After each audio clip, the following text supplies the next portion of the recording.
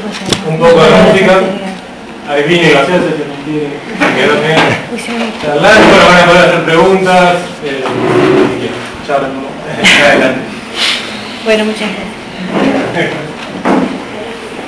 Bueno, les damos la bienvenida y les agradecemos acompañarnos acá en la presentación de este nuevo libro de José, que es una alegría y también un orgullo, por varias razones que tienen que ver con lo personal, porque lo conocemos, y también con lo profesional, porque el libro viene a resolver algunas cuestiones de la memoria nacional que me parece que son necesarias nombrar. Cuando hablábamos con José sobre qué tono darle a este encuentro, bueno, nosotros somos amigos y lo que queríamos era que fuera una charla, entonces va a ir por ahí. A mí el libro me pareció imprescindible, y no lo digo para que lo compren, que estaría buenísimo, sino me pareció imprescindible y por varias razones, incluso luminoso el libro. Luminoso porque ilumina un momento de la historia argentina que algunos quieren que se mantenga oculto todavía, un espacio muy sutil que es el del arte, de qué manera el cine colaboró, fue cómplice de alguna manera entre el 76 y el 81, 83 con la dictadura militar, una mirada muy rigurosa de José, con un corpus muy interesante, y también es luminosa porque por la profundidad y la amplitud con que logra mirar eso y con la claridad que logra comunicarlo, porque me pareció que no era sencillo encontrarle variables para hacer una lectura sobre tantos aspectos que hay que ver en una película, ¿no? Independientemente de eso, también me generó angustia el libro, así que te lo quería decir. Pero eso lo dejo para lo último, para que vos también te vayas angustiado. Lo primero que quiero que nos cuentes es, ¿qué significa para vos el peligro está en los vivos? Una necesidad también. El cine de esa época a mí siempre me generó curiosidad a partir del hecho que yo era chico y vi muchas de estas películas, y cuando empecé a ver algunas de esas, cuando era grande, empecé a ver otras cosas que cuando era chico obviamente no notaba, y me pareció que era necesario ver si uno, viendo esas películas, encontraba algo de lo que había pasado. En general, yo tengo la idea de que todas las ficciones a la vez son documentos. Son documentos del momento en que esa película fue hecha. Y nada, me parece que como documento, en algún lado algo tienen que estar diciendo de eso que estaba pasando, y que supuestamente, porque uno se pone a ver las películas y en realidad parece como que todo trata de ocultarse, digamos. No ves, ni siquiera ves a la Junta Militar, casi ni la ves en todas las películas de la época. Aparecen únicamente en la película del Mundial, en la Fiesta de Todos, y son dos fragmentos insignificantes y además vestidos de civiles. Con lo cual hay todo un discurso en eso, que a mí me pareció interesante tratar de ver en las otras películas qué era lo que se podía encontrar. Y ya te digo, bueno, para mí fue una necesidad.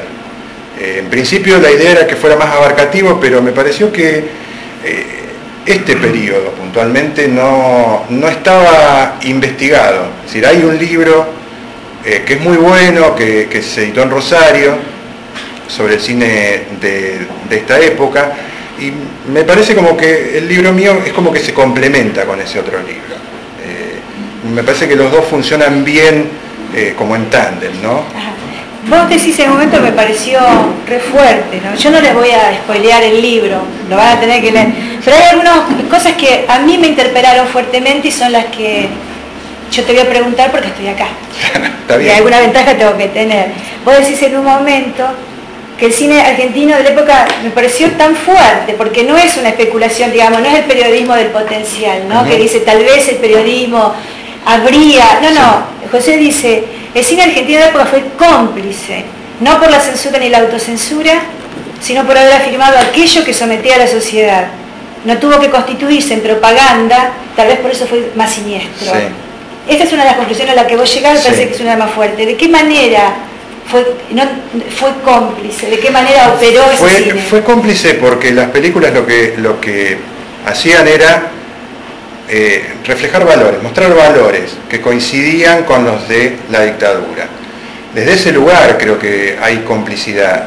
Y hay complicidad también en el hecho de negar todo lo otro, es decir, ocultar todo lo otro. A mí hay cosas que me llamaron mucho la atención, por ahí detalles. Creo que uno de los que más me llamó la atención fue ver en las películas que tienen escenas nocturnas en la calle, que las calles están vacías, las casas están cerradas, todo parece muerto. Y eso a mí me llamó mucho la atención. Y eso fue uno de los motores como para empezar a buscar. ¿Te llama la atención por qué? Porque en ese momento la noche era lugar de represión. Claro, me llama la atención en realidad por ese entorno que hay alrededor de los personajes. Es decir, los personajes están vivos, hacen una vida cotidiana, normal, entre comillas, salen a cenar, van al cine, van a casa de amigos, pero cuando están en la calle, están ellos solos. Está todo en silencio, las casas están completamente cerradas y da la sensación que están en un lugar donde todo está muerto. Y eso, en ese sentido me parece que fueron cómplices porque estaban ocultando todo eso. Pero además, también tiene que ver con una elección. Uno entiende que a partir de la censura había temas que no se podían tocar. Uno no exige a los artistas de esa época que se inmolen por una idea o por una causa sabiendo lo que les podía pasar. El problema es que las películas van sobre esos valores propugnados por la dictadura. Por un lado porque sabían que no los iban a censurar, por otro lado porque eso les permitía filmar. Entonces es un juego bastante perverso, porque tiene que ver con el dinero para filmar, con las ideas que vienen no de los que hacen las películas, sino del que financia, que en este caso era el Instituto de Cine, manejado por los militares. Pero también vos decís con cierta complacencia con esos valores que viene Sí, a restaurar la sí, dictadura. sí, sí. Ya no era solo por una cuestión económica. Hay una confluencia de intereses, Claro, decís, en sí. el libro, ¿no? Sí, sí. Ahí los intereses de las empresas, de las compañías productoras más importantes de la época, que son Aries, Sonofilm, Chango y alguna otra que se me escapa ahora, confluían con los intereses de los militares porque eso les permitió seguir filmando durante toda la década. Durante los 8 años de dictadura son las empresas que siguieron filmando continuamente. Aún terminado el periodo dictatorial. Sí, hay una salvedad ahí con eso. Por ahí, que eso es lo más llamativo para mí, que es la productora de Palito Ortega, que es Chango. La productora de Palito Ortega, su primera película es Brigada en Acción, que es del 76-77.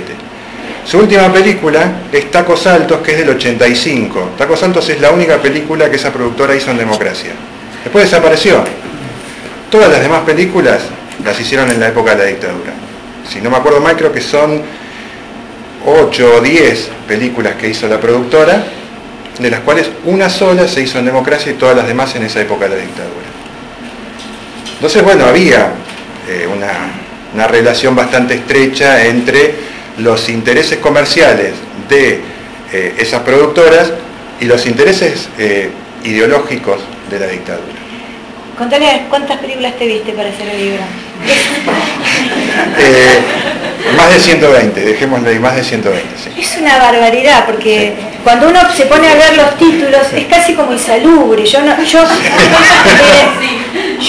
Me dio así como un déjà vu de un montón de películas que uno consumía, porque las consumíamos cuando éramos chicos, en las tardes de los sábados y los domingos en los continuados, películas que uno asumía como pasatitas, que por ahí los padres nos dejaban mirando esas películas porque lo que suponía que eran películas inofensivas. Claro. Entonces yo me puse a ver algunas y digo, pobre José, ¿no? ¿Cómo no va a quedar? Porque las viste más de una vez, estoy segura. Y algunas sí. Algunas no. Algunas no. Algunas por una vez ya fue suficiente. A ver, yo les digo, El Gordo de América, El Profesor Erótico, La Guerra de los Sostenes, El Rey de los Exhortos, No toquen a la nena, qué sé yo, algunas, después algunos títulos que son, qué sé yo, Crecer de Golpe, hay algunas películas que están muy buenas, digamos, pero igual incluso esas también vos le encontrás una matriz. En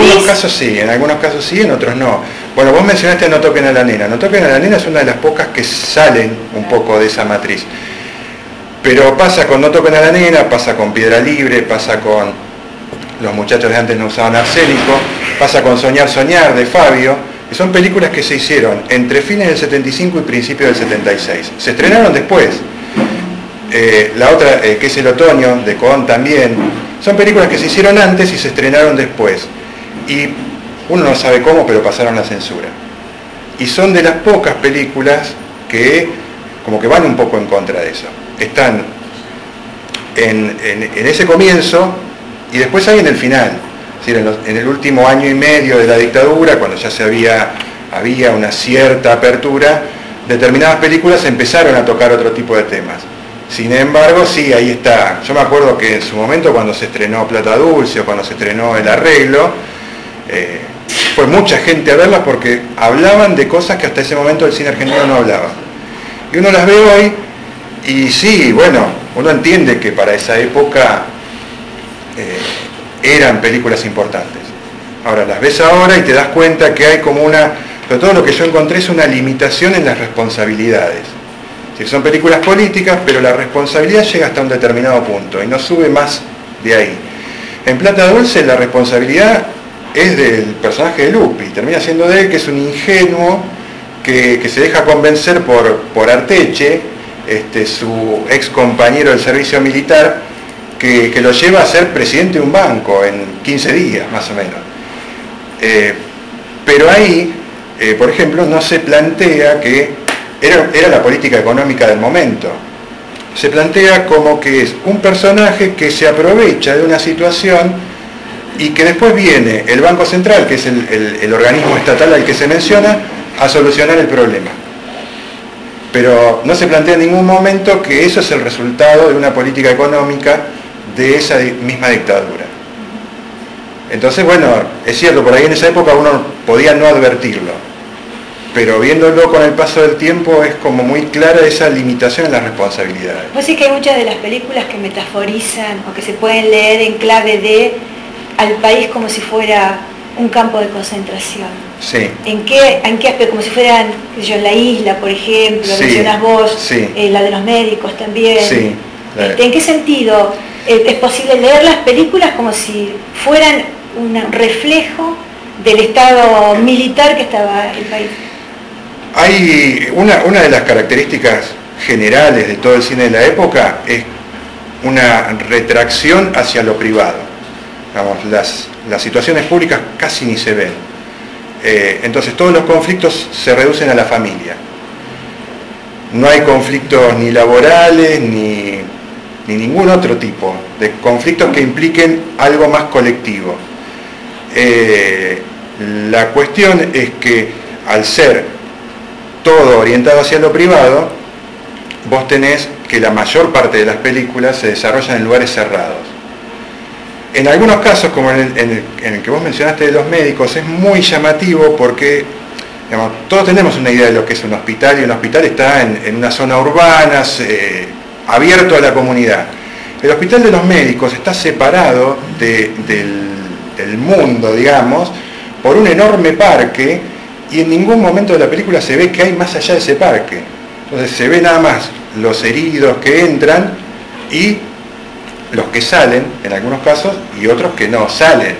Pero funciona incluso en esa película, hay un momento en el cual uno de los médicos dice,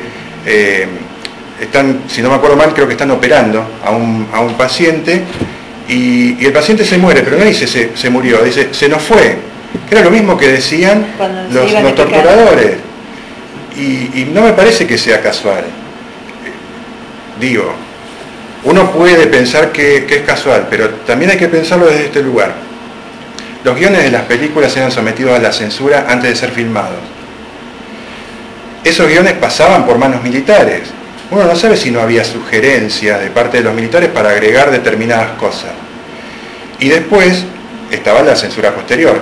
Pero a mí me parece que en este tipo de situaciones, por ahí es incluso más importante la censura sobre el guión. Porque ahí uno no sabe si no se filtraron cosas. Y pasa en esa película y pasa en otras más, pasa en... Ahora no me acuerdo exactamente cuál es, pero sí, hay varias. Igual son muchos los elementos que hacen confluir en la idea de la confluencia de intereses entre los productores, sus guionistas y el relato, la realidad que pretende construir la dictadura, digamos, ¿no? Porque no es solamente se nos fue, también es quién puede entrar, claro. Quién puede entrar, con qué libertad o no se puede mover uno en el espacio público, cómo puede construir, o sea, qué otras edades se construyen en el espacio público. También hay una escena, no hice particular memoria en las escenas, pero hay una escena que hay una parada en colectivo donde se ve un asesinato ahí. Sí. Quienes está, creo que es una chica que está en la parada, es una espectadora que no se ve ni sorprendida ni interpelada por la escena, absolutamente. Entonces, ahí, censura previa o censura posterior, lo que hay es aceptar que se puede naturalizar eso. Claro. Una violencia total, un espacio público absolutamente desbordado por el terror, porque si todas las situaciones están controladas es porque toda la sociedad está vigilada, digamos, ¿no? Y ahí en ese teatro hay todos estos personajes patéticos y desastrosos que se manejan con, en el libro vos lo mencionás, hay grupos de tarea, también es muy interesante pensar cómo se leen nosotros de niños o de adolescentes o lo que fuera, cómo vimos esas películas que mezclaban el entretenimiento con esta ideología tan desastrosa, cómo se lee en los 80 esta construcción del bien y el mal, de amor y odio que hay en estos guiones, ¿no? ¿Con qué herramientas se los puede leer? Pero peor es cómo se puede entender eso, cómo uno se apropia de eso, qué tanto subsiste a través de los años, ¿no?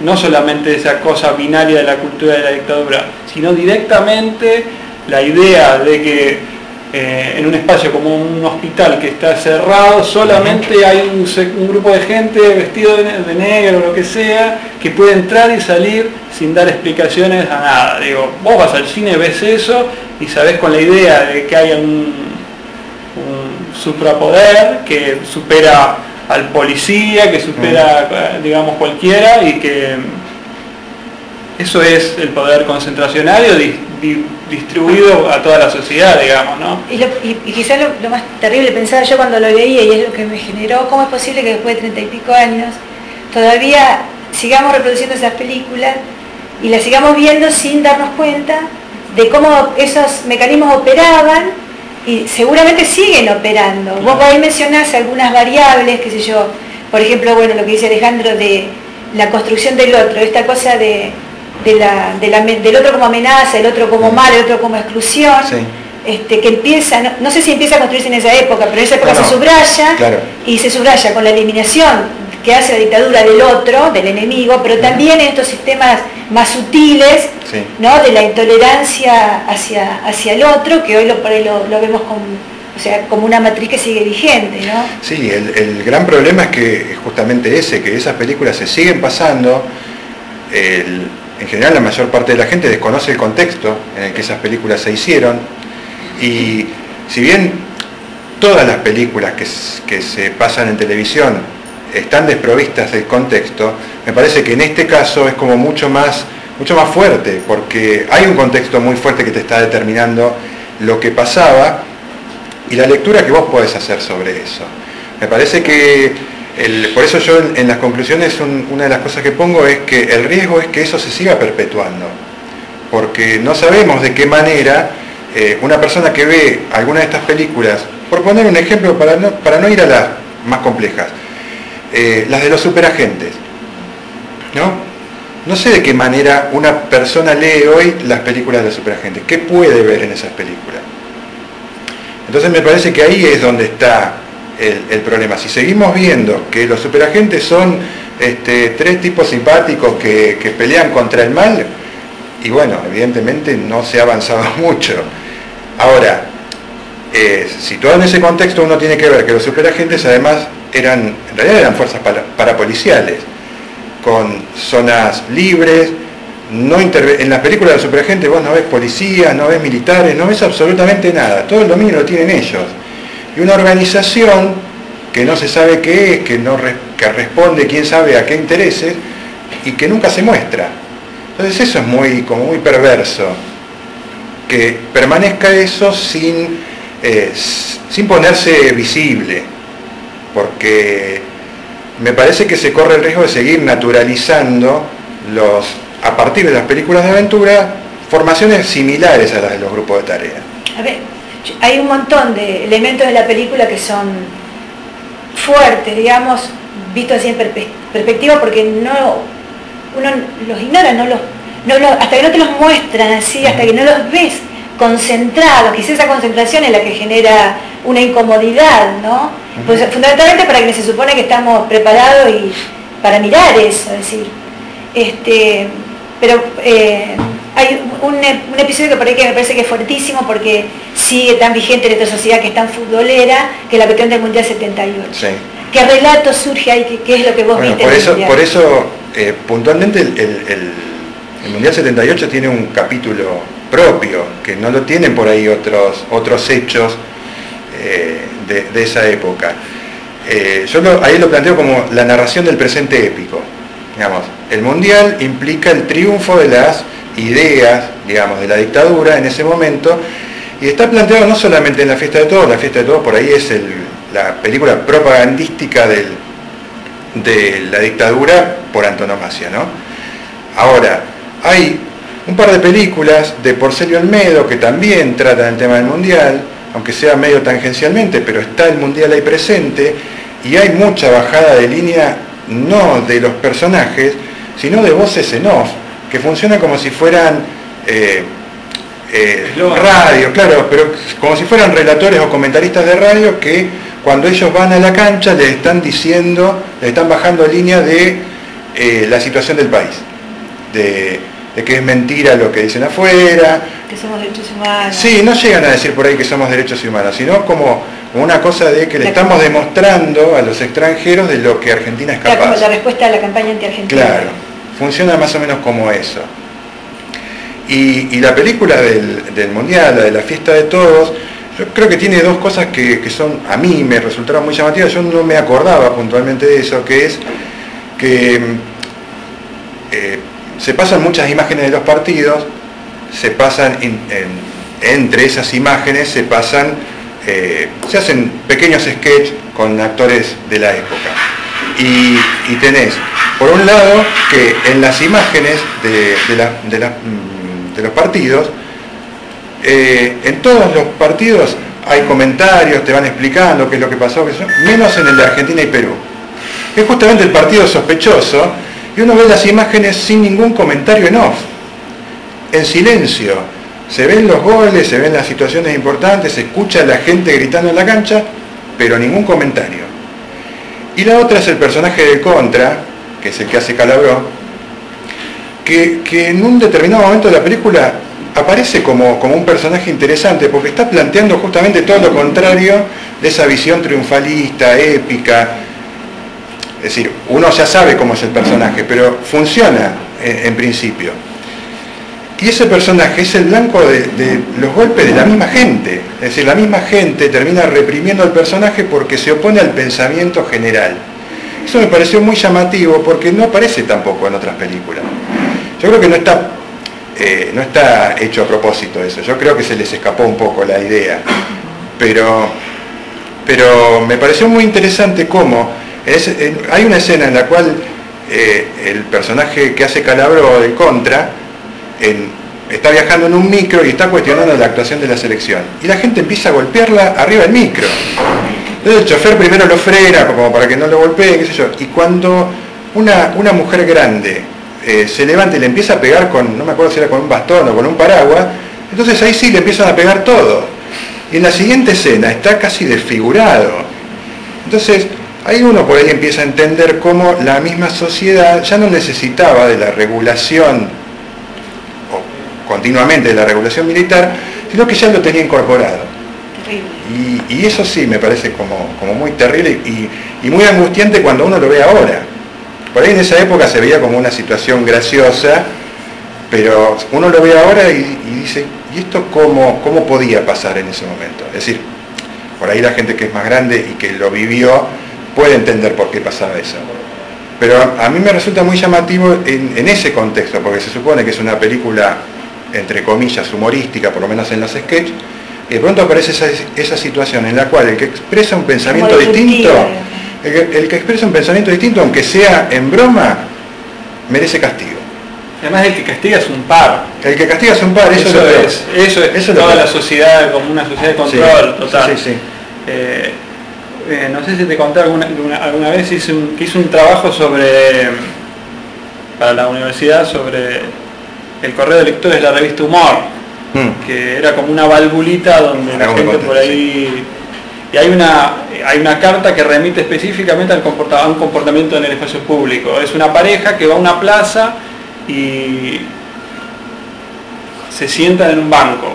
El varón, digamos, él se sienta y ella se recuesta en el banco y apoya la cabeza, su nuca en ese momento llega un placero o un encargado y le dice que esa no es la forma correcta de sentarse, que no puede sentarse así.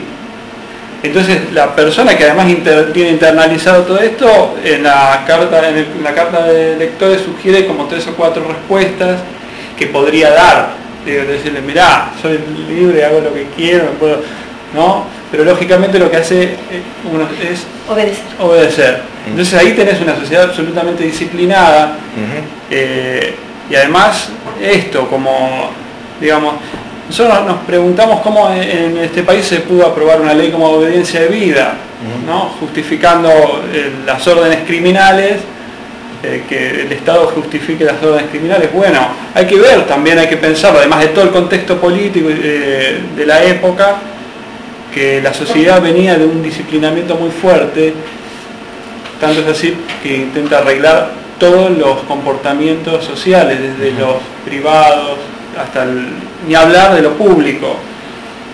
Y eso es la ideología de la dictadura. En una parte del libro José Luis señala esta cosa, que hay como una normalidad en todas las películas, que son películas de entretenimiento, se puede leer lógicamente clave de entretenimiento, el entretenimiento también es político. Esta tensión entre normalidad y estado de excepción, ¿no? O sea, es que alguien se queje, rompe la normalidad, porque tendríamos que estar todos festejando, todos, ¿no? Y eso, cómo se castiga, se resuelve entendiendo, bueno, que esta es como vos mismo, un país civilizado donde pasan cosas, y esas cosas se resuelven con, digamos, la ideología de la dictadura, que es la ideología que vinieron a instaurar. Claro, lo más siniestro en todo caso es que no es porque uno lo podría comprender en términos de propaganda, es decir, estamos obligados a hablar bien porque si no no podemos filmar. Pero no era necesario, digamos, era como una complicidad voluntaria, gozosa, ¿no? Entonces por ahí eso es doloroso asumirlo, que formamos parte de un proceso que tiene esas características, ¿no? Y por ahí es donde entiendo la preocupación de José, como esa concesión innecesaria a un proyecto. Yo vi 2 instituciones, vos te metés con todas las instituciones, yo hay una que sabe, la iglesia, va con todas, Y hay algunas que son particularmente preocupantes y muchas muy actuales, digamos, ¿no? Y dos son fuertes para mí. Una es la familia, como un lugar de un retroceso en términos de valores y de lo que se había constituido la familia de los 60. Sí. Y también la otra es la juventud, muy vinculada con la familia, que la familia, el joven, que en los 60 se lo quiso libre, en los 70 se lo quiso revolucionario, en el 76 se lo silencia. El joven desaparece de los relatos y literalmente desaparece, lo sabemos todos, ¿no? Sí. Y a mí me llamó mucho la atención cómo vos entrás en esos dos temas, la familia disciplinadora. Sí, es que esa era la idea, digamos. Yo ahí lo que pongo es, lo que planteo es que la dictadura delegó el control de la juventud en la familia, en los padres, de vuelta. Digamos, funciona como una manera bastante paralela. Los militares eran como los padres de la nación, si se quiere, y a la vez tenías en los núcleos más pequeños al padre de familia, que era el que tenía que manejar o controlar los posibles desbordes juveniles. Me parece que la mayor parte de las películas está ese planteo muy claro, muy claro. Hay algunas que son como mucho más violentas en ese sentido. Creo que la peor en ese sentido es Juventud sin barreras, porque hace todo un planteo de una juventud supuestamente liberada, que vive de noche prácticamente, vive yendo a bailar continuamente, y los padres no es que no saben qué hacer, hacen como la película hace continuamente diagnósticos desde la voz de los mayores, de los adultos. Y lo más extraño es que los jóvenes vuelven solos, porque no es que se los reprime o se los lleva de vuelta a la familia. Vuelven solos por circunstancias puntuales que ellos viven. Vamos, uno termina peleándose a la salida de un boliche y se golpea la cabeza y queda paralítico, y entonces todos los amigos dicen, no podemos seguir yendo a bailar. ¿Cuál era la relación entre una pelea afuera a la salida con no puedo ir a bailar más? Cosas así. Están resueltas de esa manera, con una lógica muy forzada. Y todo cierra, digamos, la película termina con los mismos jóvenes que al principio se la pasaban saliendo de noche, saliendo durante el día con su familia. Es un cierre tremendo el que tiene la película. Pero sí, funciona de esa manera, lamentablemente funciona de esa manera. Puntualmente la juventud con la juventud las películas de esa época fueron muy contundentes en cuanto al relato. Y contundentes y muy fuerte como para no verlo, ¿no? Una juventud que venía explotando de derechos, de deseo, de revolución y de rebelión, de repente es invisibilizada, en un... Además, perdóname, con el detalle que yo lo puse ahí porque a mí eso es otra de las cosas que me llamó la atención. ¿Quiénes hacían de jóvenes en las películas de esa época? ¿Quiénes? Palito Ortega, Evangelina Salazar, Sandro. Es decir, gente que había pasado los 30 largos en esa época. Entonces vos decís, ¿dónde estaban los jóvenes en ese lugar? ¿En qué lugar están? Digamos, si los mayores creo que la más joven de las que aparecían como jóvenes era Graciela Alfano, que tenía creo que 25 años en esa época. Ella era la más joven. De ahí para abajo no había jóvenes en las películas. Se salteaban toda esa edad entre los 15 y los 25 y eran o niños o jóvenes adultos en realidad. Y eso a mí también me llamó mucho la atención, cómo se invisibilizó esa franja juvenil. Me pareció extraño, yo no me imaginaba eso, pero bueno, es muy llamativo, muy llamativo. Le voy a hacer una pregunta a Alejandro porque me llamó, me gustó mucho el título. Entonces yo lo felicité a José y me dijo que no era de él. Fue sugerencia tuya. Sí. El libro originalmente se llamaba Los vivos y los muertos. Exacto, bueno, y después no sé si ya estaba organizado así, con las 4 partes. Sí, ya estaba organizado así, eso sí. Tiene que ver con esto que estábamos hablando, ¿no? Que no es solamente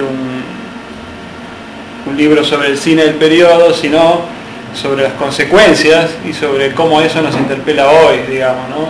Entonces es lógico que toda la política cultural de la dictadura no, es de alguna forma es la contracara del poder concentracionario, como decimos, utilizando un término un concepto de Pilar Calveiro, que es una lectura del periodo que yo adscribo y que José Luis retoma también en el texto. Entonces era como darle ahí una vuelta de tuerca más, pensar, digamos, cómo eso seguía entre nosotros de alguna forma, ¿no?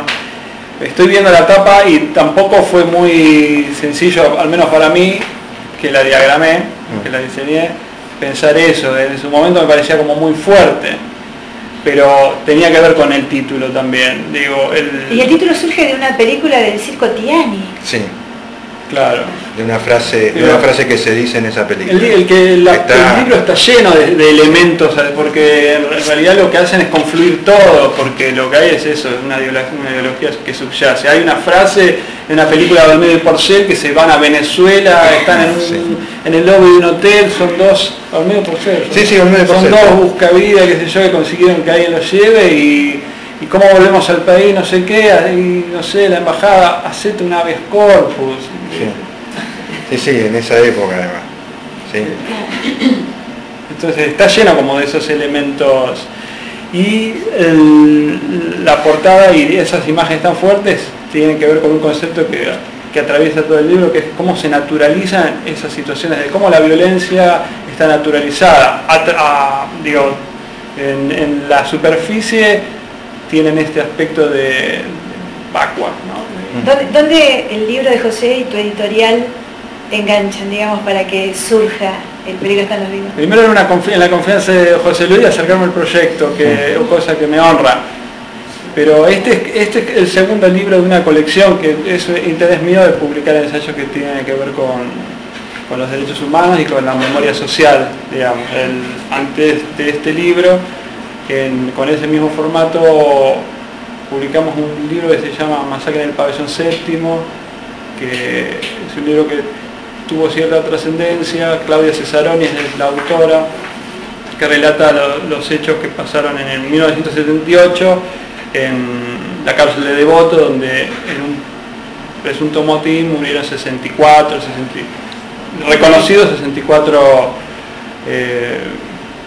presos comunes, ¿no? Entonces en ese trabajo Claudia incorpora un montón de cosas. Esa política ese hecho lo incorpora a la política represiva de la dictadura en general. De hecho, solicitó y consiguió que se reabra la causa y que se lo declare un crimen de lesa humanidad, siendo presos comunes, algo que era bastante resistido, inclusive desde el campo de los organismos de derechos humanos, que por ahí eran reticentes a acompañar eso.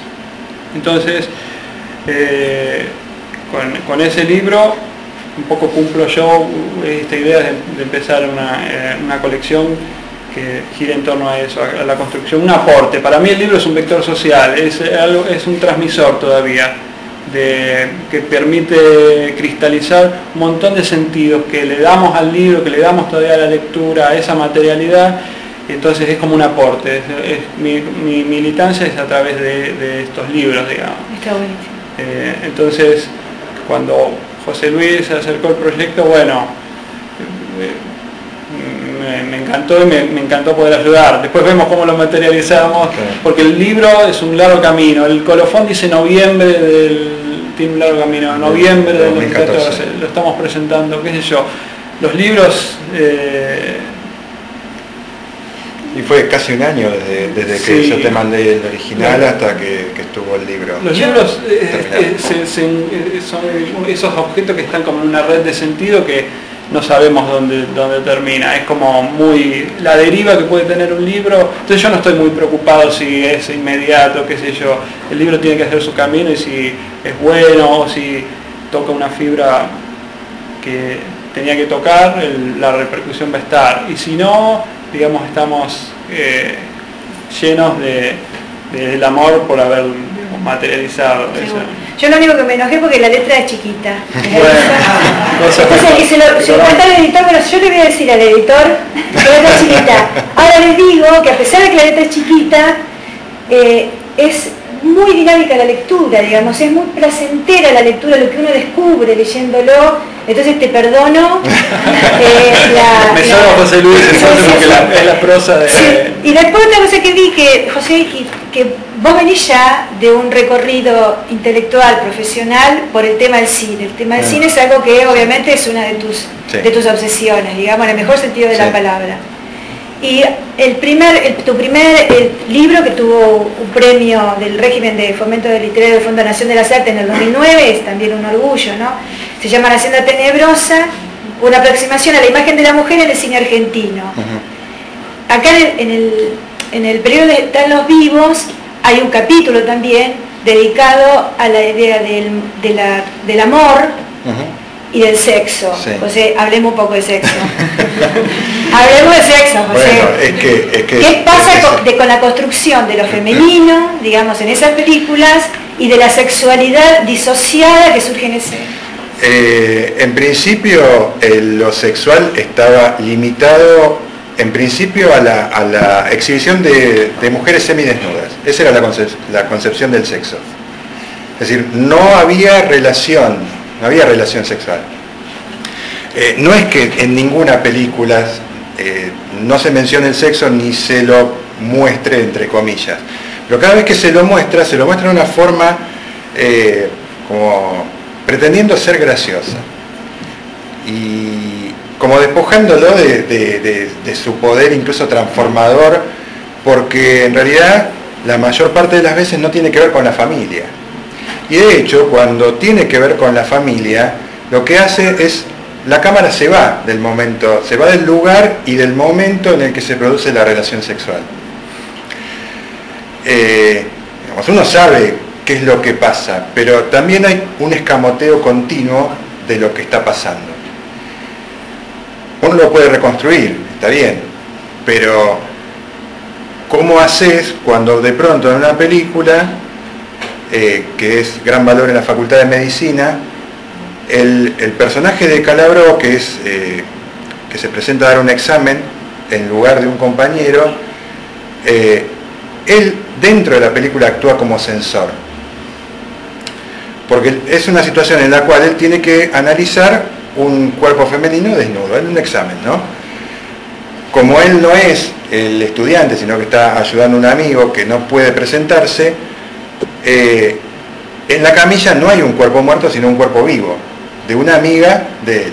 Cuando él levanta la sábana y ve que es la amiga, él lo que hace es volver a cubrirla. El juego está en que, claro, uno espera que, si es un examen de anatomía, en algún momento se muestre el cuerpo desnudo, y él lo está ocultando continuamente. Es ese juego desde adentro mismo de las películas lo que genera como mucho ruido. Hay algunas películas que le encontraron la vuelta en la sugerencia. Es decir, está bien, no muestran el momento de la relación sexual de los protagonistas, pero se escuchan sonidos, la cámara llega un poco más tarde cuando ya terminó todo, pero uno enseguida se da cuenta qué es lo que pasó. El problema es cuando en las otras películas se corta antes de empezar, porque ahí vos tenés que reconstruir todo lo que está pasando, ahí ya tenés qué es lo que pasó. Y funcionó de esa manera durante casi todo este periodo. Y el sexo funciona como algo pecaminoso, alejado de la familia. Y berreta, ¿no? Una cosa grotesca. Sí, está visto de una manera bastante grotesca, como mecánica incluso. Las pocas veces que se ven o se pueden intuir relaciones sexuales en pantalla son muy mecánicas.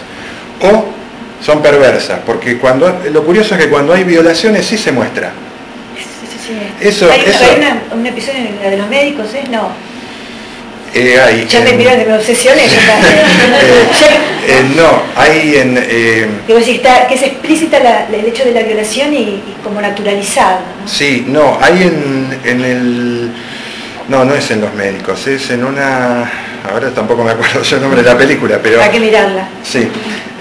No sé si hay que... No, bueno, lean el libro. No, es en Me parece que es en El infierno tan temido. Si no me acuerdo mal, es en esa.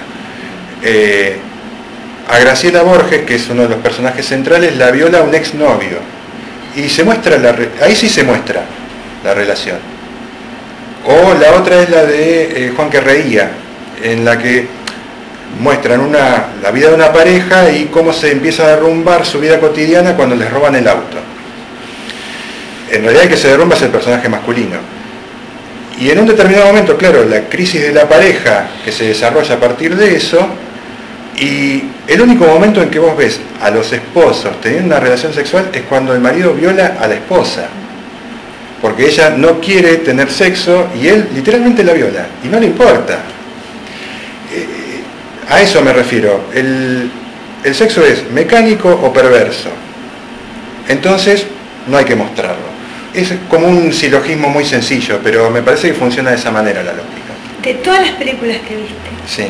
¿no hay alguna que zafe, digamos, de todo esto, de lo que digas, bueno? Sí, porque, claro, porque no, uno llega claro. a pensar, porque está, viste, la cuestión de la paranoia, que fue que si hubiera querido ser una confabulación no podía salir tan bien, digamos, ¿no?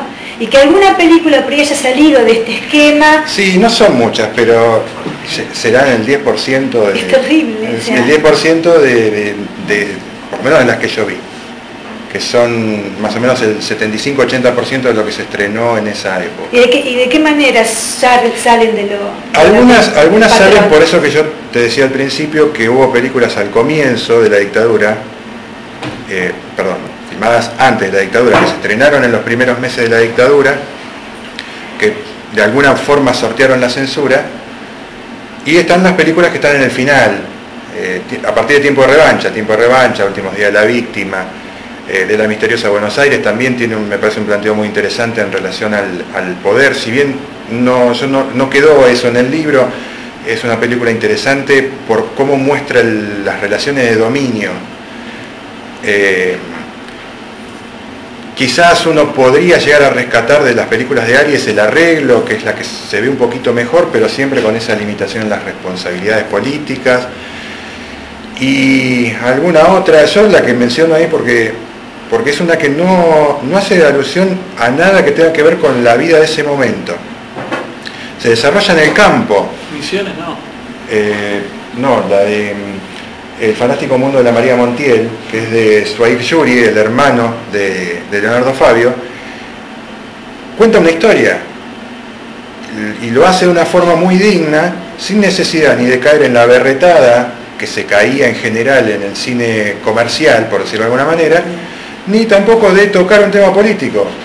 Digamos, construye una película, cuenta una historia, los personajes son creíbles, son dignos, son interesantes, y es una buena película, incluso vista hoy. Pero es una excepción, lamentablemente es una excepción. No, lamentablemente, digamos, yo pienso, si no fuera una excepción, el libro este no existiría, pero a mí me hubiera gustado que no fuera una excepción esa película o las otras que están al comienzo y al final de la dictadura. ¿Puede ser en algún lugar que la sociedad es construida como, es una sociedad de espectadores, decís, ¿no? Una sociedad que está armada como, casi como subestimada, ¿no? Como, sí, en algunos casos sí. Excluida del proceso artístico, digamos, como con algo, como con un mensaje digerido y perpetrado como espaldas de la gente, ¿no? Sí, y sí, que la mantiene. Sí, ¿En qué sentido eso? Mira, la cuestión me parece es que la mayor parte de las películas de la época son entretenimiento. Entonces, cuando uno va a ver una película para entretenerse, lo último que quiere es pensar. Es así. Y baja la guardia. Claro. Y uno recibe todas esas ideas que están dando vuelta dentro de esas películas en un formato de entretenimiento como puede pasar hoy en otras películas de entretenimiento argentinas, extranjeras. El problema es creer que una película de entretenimiento no tiene una ideología atrás. Estas películas tienen una ideología atrás, todas las películas tienen una ideología atrás. La cuestión es entender al momento de ver una película que eso existe. Después uno lo puede analizar o no, puede gustarle más o puede no gustarle, o puede entretenerlo más o no. Pero me parece que la cuestión es que ahí no había forma, por lo menos creo que el espectador no tenía forma de discernir que eso que estaba viendo era una ideología, pongámosle ajena. Yo no creo que fuera ajena, justamente por eso.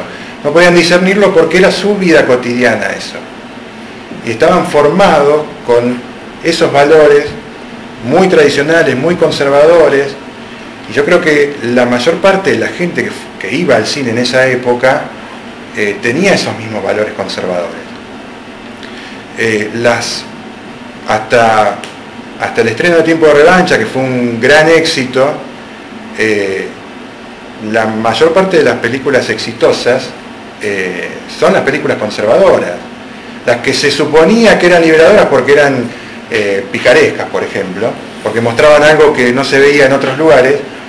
En realidad tenían valores conservadores. Todo terminaba cerrando o en el casamiento o en la cárcel o en una vida normal, entre comillas, sin salirse de lo que la misma ideología de las películas les estaba planteando. Y encima con actores muy populares, yo pienso en Claro. Olmedo, pienso en Calabró, digamos, tipos que hemos consumido todos En esa época eran en muy la populares, televisión además. y incorporamos sus frases todavía nos siguen acompañando en alguna de las charlas que tenemos, ¿no? Sí. Incluso con ese signo de traición, ¿no? Porque uno va a mirar a la película Claro. al tipo que mira en la casa con los Lo que hijos. pasa es que uno por ahí tiene que hacer la salvedad de que, así como hubo muchos actores que sí estaban de acuerdo con la ideología de la dictadura, había muchos otros que lo hicieron para vivir. Entonces uno no puede caerle encima a todos por igual. Me parece que hay matices. Digamos, no es lo mismo Fernando Ciro que incluso el mismo Olmedo. Las películas de Ciro, contá. Las películas de Ciro son pocas, pero son tremendas. Son pocas, pero son tremendas porque además actuaba él, escribía los guiones él con su esposa, con Elena Cruz, y las dirigía él. Entonces, era todo el combo. Ahí sí sabemos que había convicción, digamos. Ahí había convicción. Lo que pasa es que yo creo que en esa época tampoco se sabía, o por lo menos no estaba tan clara la convicción de ellos dos. La convicción de ellos dos quedó mucho más clara después de la dictadura, cuando seguían defendiendo a los militares y que por eso terminan siendo expulsados de la Asociación Argentina de Actores.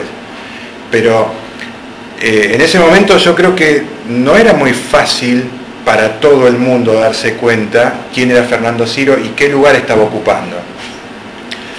Es cierto, uno lo ve ahora, 40 años después, casi 40 años después, con mucho conocimiento encima y es como mucho más evidente, y además después de las mismas confesiones de Fernando Ciro. Pero hay una película de Fernando Ciro que se llama La canción de Buenos Aires, que se suponía que en ese momento era como un vehículo no solamente de entretenimiento, sino de potenciar la carrera de Guillermo Fernández, que era cantante de tango en esa época. Sigue siendo cantante de tango, pero bueno. Y en la trama es muy curioso porque empieza con un aviso clasificado en un diario que pide que se presenten en un determinado lugar, un determinado día, todas las personas que se llaman, no me acuerdo, creo que era Fernando González, algo así, que tengan entre, no me acuerdo, el rango de edad, había un rango de edades, que hubieran nacido en un determinado día. Entonces se presenta un montón de gente, nadie sabe por qué, se presentan y quedan 3, que pueden ser la persona que están buscando. Y después cuentan la historia la cuenta el personaje de Elena Cruz, que es una mujer que supuestamente se tuvo que ir del país con su esposo. Cuando están en el otro país, el esposo empieza a ser perseguido políticamente, y entonces ella, ¿qué hace? Cuando detienen al marido, cuando lo llevan preso, manda a su hijo a la Argentina porque era el lugar donde podía crecer seguro.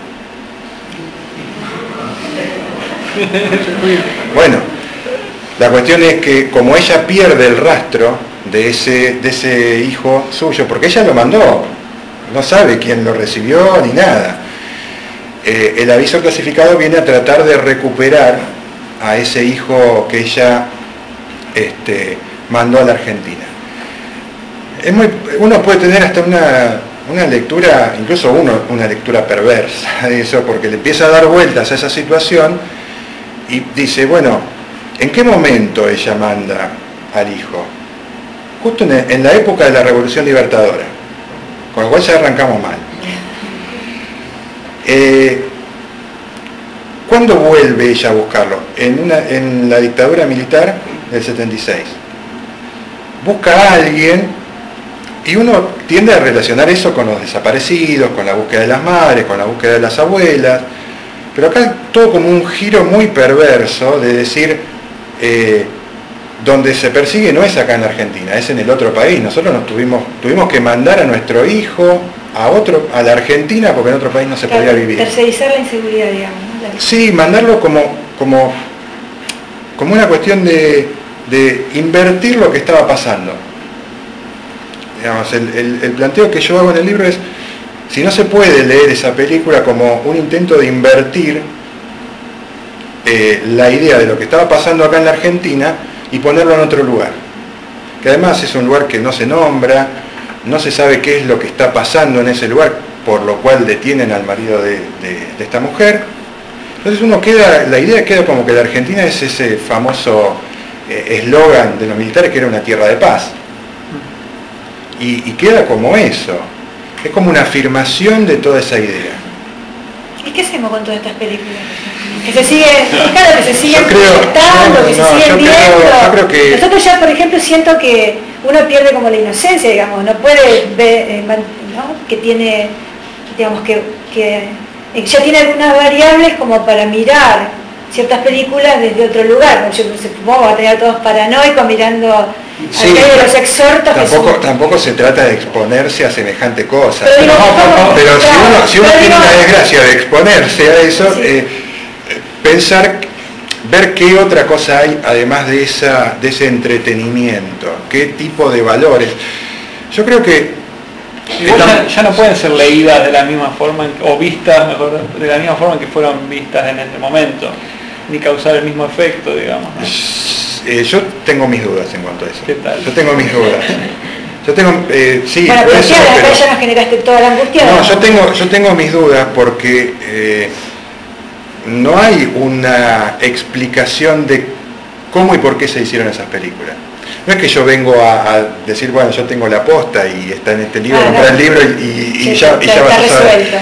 Digo, me parece que la idea del libro en sí es pensar a qué nos enfrentamos cada vez que tenemos una película delante. Una película no es nada más que la película. La película además tiene un contexto. Como lo tiene un programa de televisión, como lo tiene un programa de radio, como lo tiene todo. Si uno piensa en lo que está viendo, en lo que está escuchando, en lo que sea, independientemente del contexto, está perdiendo la idea de lo que le están diciendo o lo que le están queriendo decir. Y me parece que ahí es donde está el problema. Digamos, yo tomé este periodo porque a mí particularmente me interesaba, pero uno podría haber tomado cualquier periodo para situarlo en contexto. Es más, a mí ahí fue donde me generó una situación espantosa porque me pregunté qué películas, y se los voy a decir porque no me voy a quedar sola angustiada, qué películas se están generando en el presente y qué idea de nación, de patria, de democracia, del otro, de familia, de juventud se está filtrando en esas películas que nosotros no vemos. Y puestos en ese lugar, no pensando que quizá la idea del director sea conspirativa, sino que hechos naturalizamos, ¿no? Desde la producción, desde la creación de ese hecho artístico. Yo pienso, por ejemplo, Relatos Salvajes. Es el número puesto. O sea, por principios me negué y no la vi en la película. Pienso que no quiero consagrar esa idea de argentinidad que hiere, ¿no? que nos lastima, que no quiero que... Pero digo, ¿desde qué lugar esos relatos, incluso aparte que venden un montón, ¿no? Porque son las más taquilleras, ¿qué idea de ciudadanía, de país están consagrando? O sea, lo pensé a partir del libro, ¿no? Yo creo que una película como Relatos Salvajes, no por cómo es la película, que también influye, sino en el hecho de que uno vea que es una película que vendió 4 millones de entradas en un país donde la gente no ve cine argentino, está diciendo en algún lugar que eso que está contando está en la sociedad, que hay una idea social que confluye en esa película. Yo no voy a opinar de la película porque ya hablé mucho de la película y hablé mal siempre de la película, entonces no quiero interferir en las opiniones de cada uno, pero me parece que esos son síntomas sociales, y uno no tiene que dejarlos así pasar por alto. Me parece que uno tiene que pensarlos justamente, más allá de si la película le gustó o no, pensarlo como un síntoma de esta sociedad. Y como algo que nos habla, no casualmente se me ocurre, me lo recordé recién, me lo reestudié el libro, uno de los epígrafes dice: a la gente hay que darle lo que quiere, no lo que cree que quiere. Y me parece que también ahí, ya donde el hecho se traslada desde el director, desde los actores, desde todo el circuito cinematográfico que por X razones nos manipulan, y cierta necesidad de ser manipulados, quizá en algún lugar, ¿no? Y donde uno también puede construir algunas herramientas. Sí. ¿Vos crees que les dejemos que pregunten algo? Si alguien quiere preguntar. ¿Se anima? ¿Alguien tiene algo que le haya surgido como para preguntar algo? Yo sigo. A ver, ahí está. Sí, yo no sé por qué, pero me imaginaba que la primera era tuya. Sí. Pero no está preparado. No, la idea que en principio se esbozó, que después tiró en otro tono, que me parece que a mí me gusta mucho más la segunda etapa, ¿qué rol jugaba la sociedad? Porque yo, a medida que pasa el tiempo, en muchos aspectos yo tengo un rol muy crítico en el receptor. Es decir, como que yo no sabía nada. Yo creo que cuando se comenzó esta charla se hablaba mucho del aparato propagandístico de la dictadura y transmitir los valores de la dictadura. Ahora yo pregunto, ¿cuáles eran los valores en esa época? No es la única sociedad que no se hace cargo de su pasado real. Claro, sí. Digamos, hay una historia atrás nuestra que no nos gusta hacernos cargo. Lo hablábamos yo tuve el privilegio de tener contacto con el autor. Todos los días. Hablamos, digamos, ¿qué hacemos? El rol, digamos, si queremos tomamos en forma futbolística, ¿qué hacemos con el Mundial 78? ¿Qué hacemos con Kempes? Con Luque, ¿qué hacemos con esos tipos? Parece que hay que meterlo abajo de la cama. No lo tenemos resuelto ese problema. Y este tema, yo no sé en qué medida estas películas que José plantea no representaba ciertos valores sociales. Absolutamente. Hay que recordarse el microclima del 76, quién nos iban a salvar. Después está, aparte de lo que plantea José con la película, era el otro tema, de los discos. Yo le escribí una carta a mi querido hermano. La propaganda televisiva. Claro. Era un combo. Era todo un combo. Pero también, digamos, eso no caía en un terreno infértil. No, obviamente que no. Ahí vamos al tema. Obviamente que no. Parece que el espectador no se haga cargo de la historia, digamos, de lo que pasó. No nos querramos hacer cargo. Sí, lo vimos nosotros. Lo que pasa es que creo que había una realimentación de los dos lados. Sí, por digamos, eso. había valores que estaban en un grupo social, y esos mismos valores coincidían, o más o menos coincidían, con los valores de la dictadura. Que son los de los productores del cine comercial. Además, no, digamos, en un contexto no hay contrahegemonía, o sea, no hay cine contrahegemónico en el contexto de de la dictadura. No. Al menos, digo, no es lo que vos trabajás en el libro. Pero digamos, las películas estas se llenaban. O sea, era un fenómeno. En muchas sí. Y también había, no sé si no había alguna necesidad de la sociedad de escaparse o de ver esa escala de valores que coincidieran con lo que ellos pensaban. Digamos, había otro tipo Yo no sé, ahí ya no sé si estoy tan de acuerdo. No digo, yo me lo pregunto. ¿En qué medida esas películas no reflejaban cierta parte? Sí, una parte lo reflejaban, seguro. Claro. Eso sí. Ahora, me parece que el gran problema, que lo que hay que tener en cuenta es que todas estas películas estaban financiadas por el Instituto de Cine. No había otra forma de producir películas en ese momento. El Instituto de Cine no era un ente autárquico y dependía del gobierno. Coincido. Entonces, ahora, ¿por qué la gente las veía? ¿Por qué la gente las veía? Porque había valores, pero también había intérpretes conocidos y que atraían al público. ¿Cómo pasa ahora? Digamos, la gente va, por poner un ejemplo muy burdo y sacándolo de la Argentina, la gente va a ver películas de Tom Cruise. Y sigue yendo y van muchos a ver películas de Tom Cruise. Y bueno, ¿qué valores reflejan esas películas? Sí, no. Yo coincido. Nosotros vamos a ver películas. Nosotros vamos a ver películas de Tom Cruise. Claro, y algunas están buenas también. Sí, claro. Sí, es así. Es así. Bueno, algún fiscal se va a tener que hacer cargo de esto. Claro. Tome esta situación, este delito. Pero digo, me parece que yo quiero redondear el concepto mío, ¿no? Digo, no hay, yo siempre discuto con el tema del quiebre del 76. Yo estoy en contra de esa idea de 3 señores malos que no tenían nada que hacer y se adueñaron de un país y nadie entendía nada. Yo creo que si no empezamos a cambiar esa historia...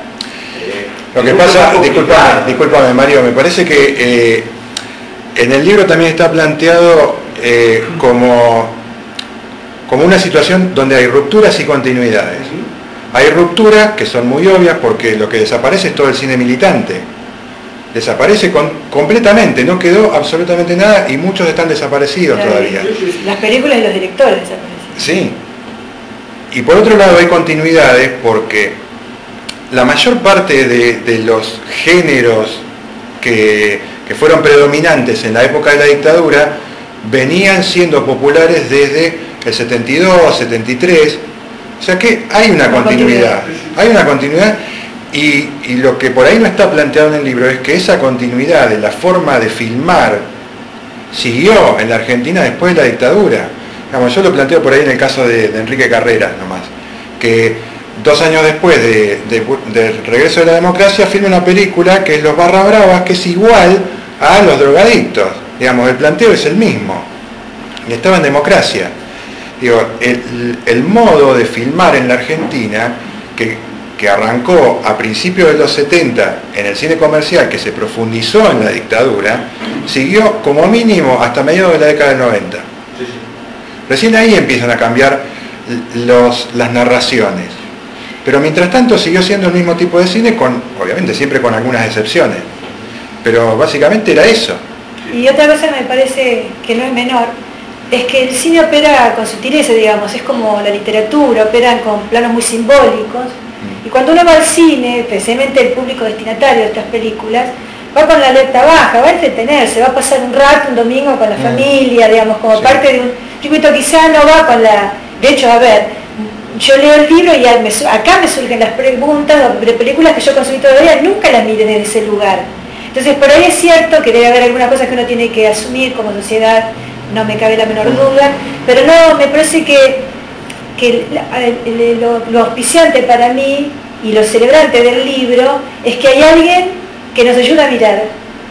O sea, alguien que ve y comparte lo que vio que nosotros no habíamos descubierto. Entonces, en ese lugar a mí me parece que este ensayo es casi como lo que decía hoy de lo luminoso, ¿no? Esta cuestión de episodios que están ahí simplemente para que alguien los mire, como en la mejor trayectoria del periodismo, José, te lo voy a decir, viste, como ahora cuando nadie veía y el tipo veía, encontraba el suceso y lo inventaba. Yo veo en este libro eso, digamos, unir cosas que antes nadie había unido y encontrarles un sentido nuevo, ¿no? Y aportarnos a todos nosotros un insumo que me parece que es muy valioso para pensar el cine de esa época, pero también para pensar el cine de ahora, el que estamos consumiendo, el que nuestros pibes consumen, que también de alguna forma nos está ordenando quizá qué ciudadanos tenemos que ser, ¿no? ¿Qué esperás vos, José? No sé si hay alguien que sí, si alguien más quiere preguntar algo, preguntar o comentar, lo que quieran. Si no, yo... Muchos acá ya lo leyeron el libro, sí, yo ya sé que lo leyeron. Sí. Claro, ya se lo aprendieron. Sí. Yo, en todo caso, si alguien se anima, yo lo que te quería preguntar a vos es qué esperás vos del libro ahora. El libro espero que encuentre su público. En general creo que cuando uno escribe algo, lo que espera es que de a poco o de a mucho, como sea, encuentre el público al que está destinado. Uno se imagina qué tipo de público puede leer el libro, pero está bueno que se vaya haciendo de a poco.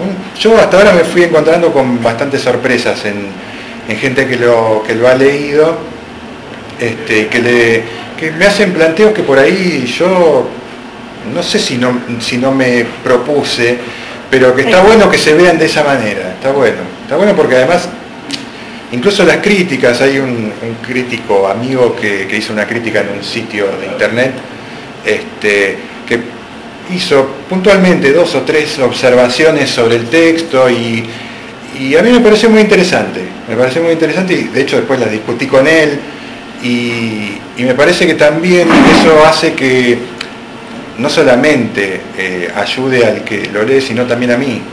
Digamos, cualquier observación o planteo o duda o decir, no, me parece que esto va por otro lado, también ayuda, a mí me ayuda. Seguro. Y aparte, para mí lo más interesante del libro es que uno por ahí supone que se va a encontrar un libro sobre cine, un libro de experto. No es un libro así. Es un libro que enseña, ¿no? Que como que te lleva de la mano para ver cosas que uno no vio, pero no tiene, me parece a mí, la pretensión de lo, y lo digo con todo el respeto, ¿no? De lo academicista, ¿no? Del corpus, de armar variables extraordinarias, no, simplemente de contar una historia, de contar algo que uno pudo descubrir, y en ese sentido es de muy fácil lectura, muy solidario con el lector, así que yo te aseguro que vas a tener un público amplio. Estoy completamente de acuerdo. Gracias. Bueno, entonces si alguna cosa más quieren aportar o nos vamos a escuchar. Quería preguntarte qué perspectiva tenés vos, digamos, de cambio de esa, tal vez, no lectura o lectura ingenua de las películas hacia un público más consciente, porque por un lado con Almaya, que estoy hablando de que tengo lugar, comparto un poco la idea de él, yo entiendo que por ahí vos cortaste para estudiar ese periodo en particular, pero es una realidad y que tenemos que ser conscientes que hay una continuidad, que en el 73 también desaparecía gente en Argentina, etcétera, pero por otro lado pregunto, justo que veo ahí de Romero, yo acuso, en una conferencia que dio él, le preguntaron, y fue para que la pregunta más interesante, ¿cómo la ves vos? ¿Cómo la ves vos de acá en adelante? ¿Ves el cambio? No. Bueno. No. Lamentablemente no. Yo creo que se sigue consumiendo cine y no es casual el uso de la palabra consumir, porque yo creo que se consume el cine casi de la misma manera que se consumía en esa época. Dale. En esa época también, o sea, la financiación de una producción cinematográfica era mucho más cara que ahora. También es cierto. Instituciones que ahora, sí. No existían los documentales, por ejemplo, acá en la Argentina los documentales, el movimiento fuerte de documentales empezó en la década del 80, después de la dictadura. Y en el libro está un poquito otra vez el debate sobre el financiamiento y hay una particular, vos lo dirás, de posición de los productores que no son muy partidarios de una intervención estatal, digamos. Sí, ellos no quieren una intervención estatal, pero sí quieren el dinero del Estado. Funciona de esa manera. Perdóname, yo te interrumpí, no sé si vas a... No, que reclamando la pregunta de él, calculo que mi pregunta es, vos decís, bueno, no se podía cambiar, o no cambió tanto, pero me imagino que en esa época conseguir los medios para poder hacer una producción, una largometraje social, era un poco más, dependía mucho más de un financiamiento de algún lado. Era mucho más complicado, sí. Era mucho más complicado, era mucho más caro y era mucho más difícil, porque por el control, obviamente. Digamos, hoy lo que sí hay es más posibilidades de expresar y de contar determinadas cosas. Ahora, el problema sigue estando en cómo se distribuye eso y cómo se hace para que la gente lo vea. Me parece que ahí es donde está el problema. Si vos tenés, por ejemplo, acá una sala del instituto que te estrena 2 películas por semana y la mayor parte de la gente de la ciudad no se entera ni siquiera de que está en la sala, entonces ahí ya arrancamos mal. Es una cuestión política, obviamente, pero si a eso sumale que en Buenos Aires se estrenan 120 documentales argentinos al año y acá en La Plata, con suerte, se estrenan en distintos medios 30 o 40, con lo cual vos ahí ya tenés un recorte muy grande, salvo que lo veas en algún festival, pero en exhibición, en una sala, en un horario determinado, no tenés más de 30 o 40 años, con suerte. Entonces es muy difícil si vos ya partís de un Estado que sí, que te da las herramientas para que vos puedas hacer la película, pero no te lo distribuye de la manera que podría hacerlo, y no lo publicita, que eso es lo peor. Vos tenés una sala sin publicidad. Entonces a mí me ha pasado muchas veces ir a ver películas a la sala del Inca acá y estar yo solo. Y llega un momento que está bien, vos decís, qué bueno, tengo toda la sala para mí, pero en un momento te da tristeza también estar solo, porque es una experiencia para compartir, en definitiva, el cine.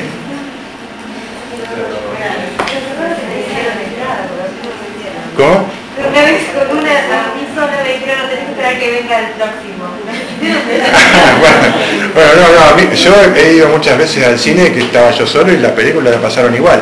Pero bueno, más o menos, sí. La llave de la cabina de proyección y de la sala, todo. Sí. Bueno. No sé si alguien tiene alguna pregunta más.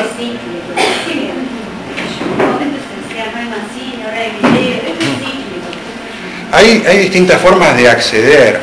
Ahora, el problema sigue siendo, ¿cómo hacemos para acceder a, para poner un ejemplo, la producción documental de cine argentino del último año? ¿Cómo hacemos? Si no lo estrenan en la sala del instituto. Algunas se editan en DVD porque las edita el Instituto de Cine. Acá en La Plata no las vas a conseguir, porque ningún videoclub te trae documentales argentinos, salvo que haya sido exitoso. En internet no los conseguís tampoco, salvo que el mismo autor los haya subido porque no le interesa hacer dinero con la película. Pero es muy difícil vos. Hay películas que si no las viste en el momento en que se estrenó en Buenos Aires, perdiste la oportunidad de verlas. Es muy triste. Y a veces en Buenos Aires están una semana. Yo creo que en eso es en lo que no cambió. Digamos, sí, hay muchas más posibilidades de acceder a distintas cosas, pero el acceso también está restringido, porque no es que podés ver todo. Esa cuestión de que en internet está todo es una falacia. No existe. No hay, primero porque no hay forma, y segundo porque ni siquiera está la mayor parte de las cosas. Y no hay forma tampoco de complementarlo, digamos. Si hay cosas en internet que no se estrenan en sala y hay otras cosas que están en DVD, vos más o menos podés ir armando, pero en realidad no es así. Lamentablemente no es así. Bueno, no sé si hay alguna pregunta más o le damos paso. Dale. ¿Qué consecuencias le deja a la sociedad esta relación de la industria del cine confluyendo con un proceso militar?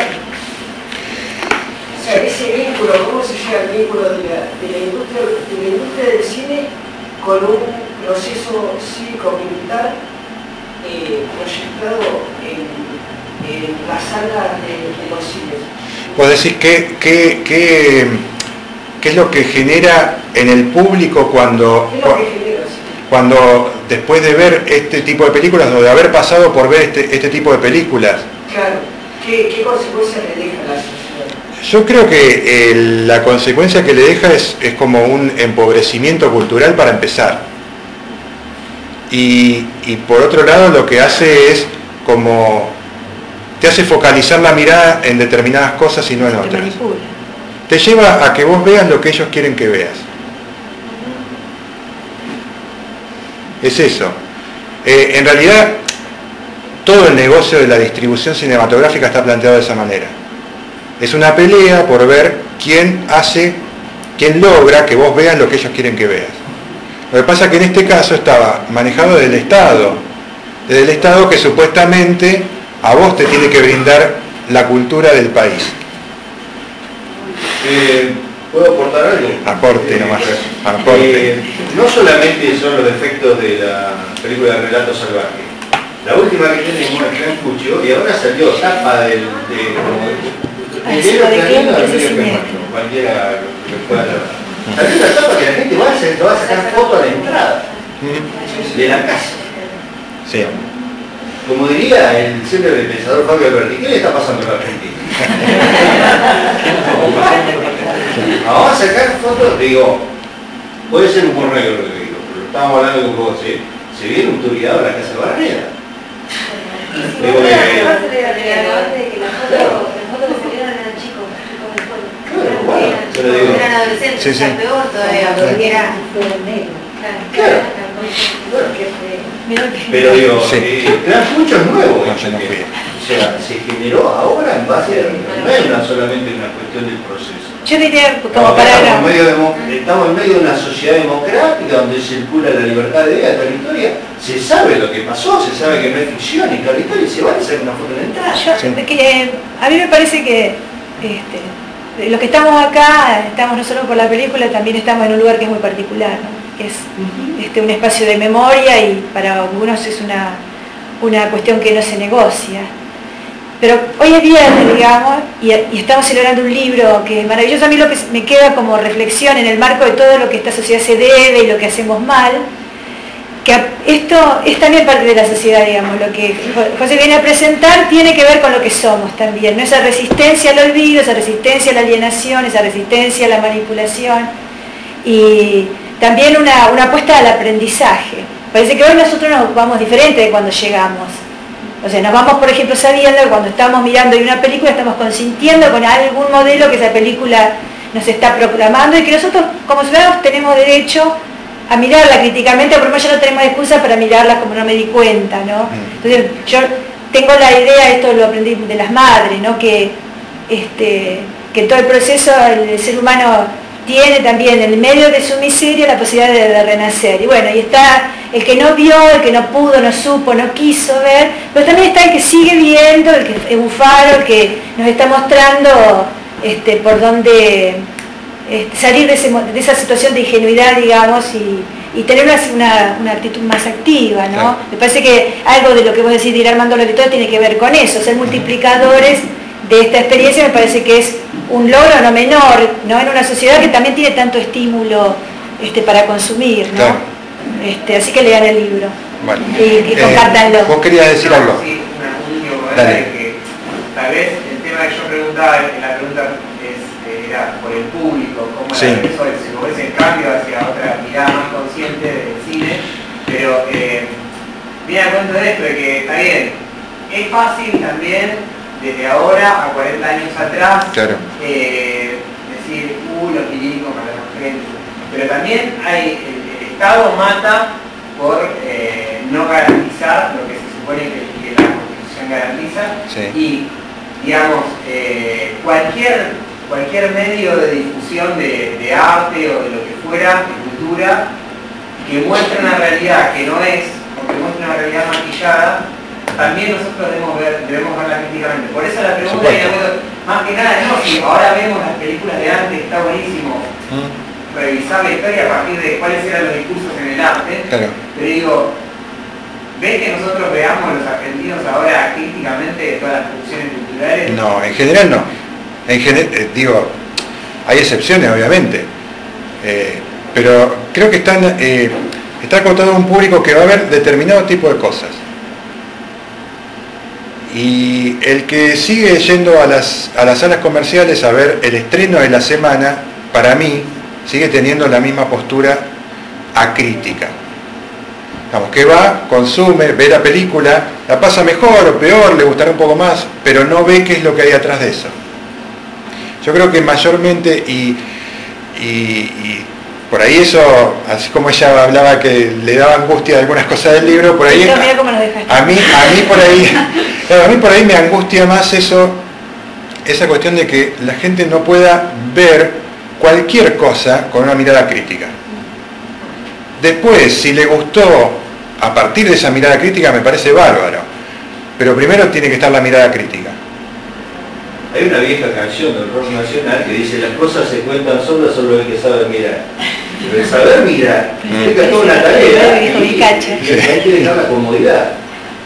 Hay que dejar la comodidad de que todo venga digerido. Si no, sí, el problema también es cómo salís de la comodidad que te están imponiendo. Porque a vos la comodidad también te la están imponiendo, te están dando el producto digerido para que vos no pienses. Ahora, vos tenés que correrte de ese lugar que ya te están pautando. Y eso es lo más difícil. Otro señor de la plata dice: hay que salir del agujero interior. Claro. Bueno, ya está, gente. Le da... Ah, sí, a ver. Pero yo no tengo una visión tan pesimista con respecto a la forma en que se disputan los procesos políticos culturales. Me parece si bien hay un fuerte arraigo en un sector amplio de un sentido común, está fuertemente penetrado de perspectivas comerciales, de una mirada crítica, de un consumo sobre valores que tienen muchos lazos de continuidad con muchas cuestiones aún reformateados en algunas cosas, pero que tienen algún lazo de continuidad con eso. Me parece que en la complejidad de los procesos y de las disputas político-culturales hay transformación. Yo veo que hay jóvenes, que hay gruesos sectores de la sociedad donde esta disputa se produce y donde hay un crecimiento de otros posicionamientos al momento de producir la cultura y también de acercarse a ella. Es cierto que hay dificultades con respecto a los procesos de distribución, es cierto que el capitalismo funciona en las lógicas, todo lo que se planteó yo lo comparto, pero me parece que no se está en el mismo punto y me parece que las luchas enormes de los organismos y también del Estado por organismos de derechos humanos, luchas por la memoria, me parece que han marcado huella, que no es la misma sociedad, que no son los mismos jóvenes. Está claro. Hay mucho de eso, pero yo veo que hay otros países. Está claro que la sociedad no es la misma, está claro eso. Ahora la cuestión es... Parte de esa batalla creo que los organismos y también políticas de Estado han logrado pasos importantes. Sí. Menos yo te entiendo. El planteo me parece que viene más en función de el cine que se ve habitualmente. Sí, en eso sí. Yo creo, digamos, obviamente, no sé, por ejemplo, yo la otra vez vi un documental que me pareció buenísimo, que era, este año vi dos documentales que me parecieron buenísimos. Uno es La calle de los pianistas, que uno supone que es como para un público de élite, porque es, claro, Marta Argerich, Karin Lessner, Sergio Tiempo, la hija de Karin Lessner, y es un gran documental, y mucha gente fue a verlo, y creo que mucha gente lo disfrutó. Y después, por otro lado, vi otro gran documental que se llama Bronces en Isla Verde, que no lo vio nadie. Entonces el problema está en que ¿por qué Bronces en Isla Verde no tiene la misma posibilidad de ser visto que La calle de los pianistas? Es cierto, el público quizás sea el mismo, es un público restringido, muy acotado, porque la mayor parte de la gente, vamos a ser sinceros, no va a ver esas películas. No va porque no les interesa, porque les interesa ver otro tipo de cosas y porque conciben al cine como una salida de fin de semana o como un entretenimiento, en el peor de los casos. No digo que todos se lo planteen de la misma manera, porque no es así. Pero muchas... Sí. También está la crítica de cine, también está cómo se presentan esas películas, sí. Se encuentran, es bastante comprada la película de cine, sí. Me parece. Yo no soy entendida en cine. Hay crítica. Escucho programas, sí. leo revistas culturales, sí. yo me informo. Y después por otro lado sigo los directores que me interesan, pero tengo por este espacio, por ahí... La crítica de los medios masivos... La crítica de los medios masivos tiene el mismo concepto de comodidad que tienen los espectadores y los productores que van a ver ese tipo de películas. Es decir, porque se trata de no confrontar porque implica un negocio. Es decir, si yo estoy escribiendo en un diario y hago una crítica negativa sobre una película que tiene publicidad pautada en el diario, está bien, por ahí yo la voy a poder hacer, pero no la van a publicar. Y funciona así. Entonces ya hay también... En algunos casos sí, en otros no. Puede ser teórico lo que dice José, vamos a poner ejemplo. ¿Te acordás? El fax, el programa de respeto. No sé qué vas a contar, María. Como casi siempre no sé qué vas a contar. El programa de los sábados de respeto fue un episodio muy comentado. Estaba la señora de Vicentico. Sí, que se tomó el video. El sábado. Le hizo un planteo a Vicentico, a Repeto, porque la habían traído a ella y no había hablado y le pasaban la publicidad de otro estreno de un tanque, de lo que se llama un tanque. Dice, pero mirá allá donde estoy, que pusieron auspiciar del programa, ¿y a qué me trajiste? Claro, sí. Cómo juega un poco la publicidad. Claro, le digo cuando era buena la película. Sí. Era malísima la película. Dice, pero no me digas eso ahora, que lo estamos pasando publicidad. Bueno, si alguien tiene alguna pregunta más, si no, dale. ¿Qué idea tendrías vos de cambio, no sé si en este caso, sobre una democratización de los medios de distribución, de las películas, o si tenés alguna idea de es muy difícil, es muy difícil. La forma de la música y bueno, el arte. Sí, yo creo que es absolutamente necesario una mayor intervención del Estado. No hay otra. Sí, no hay otra. Si vos dejás al mercado que te paute... ¿El Estado en forma de financiación de organizaciones? El Estado también incluso como distribuidor de materiales. Digo, si el Instituto de Cine financia no digo que todas las películas, pero el 80% de la producción nacional en mayor o menor medida, y ellos se reservan a cambio de eso los derechos de exhibición en televisión, bueno, reformulemos los contratos, pensémoslo de otra manera y veamos de qué manera el Estado puede también convertirse en distribuidor de esas películas en sala. ¿Pero lo centralizarías todo en el Estado? No, más Lo ideal, ¿sabes qué es lo que pasa? Hay una ley que obliga, actualmente hay una ley que obliga a los exhibidores privados a pasar un porcentaje de películas argentinas. El problema es que la ley tiene una deficiencia, que es que no te plantea qué cantidad de pasadas diarias tiene que tener esa película.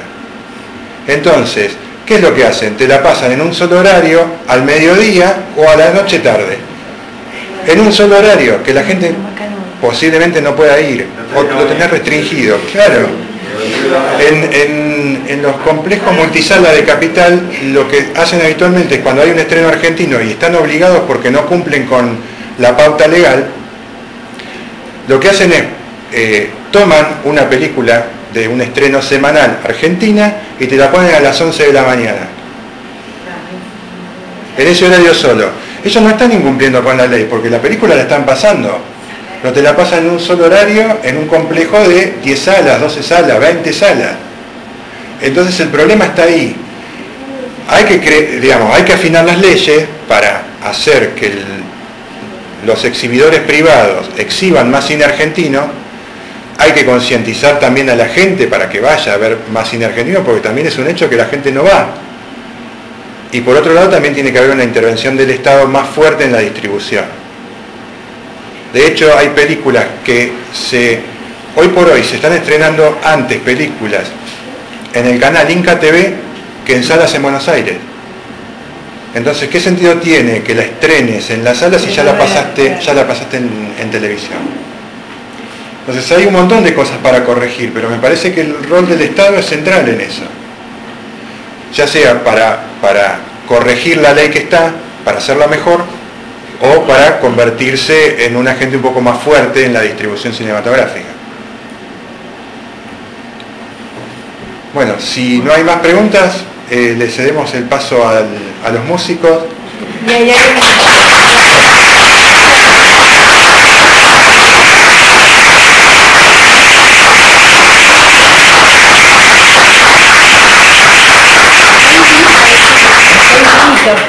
Sí, bueno. Nos quedamos acá nosotros porque no ¿Se quiere quedar acá? Sí, nos quedamos. Vamos a tratar de no molestarlos. Por ahí los empujamos un poco. Bueno.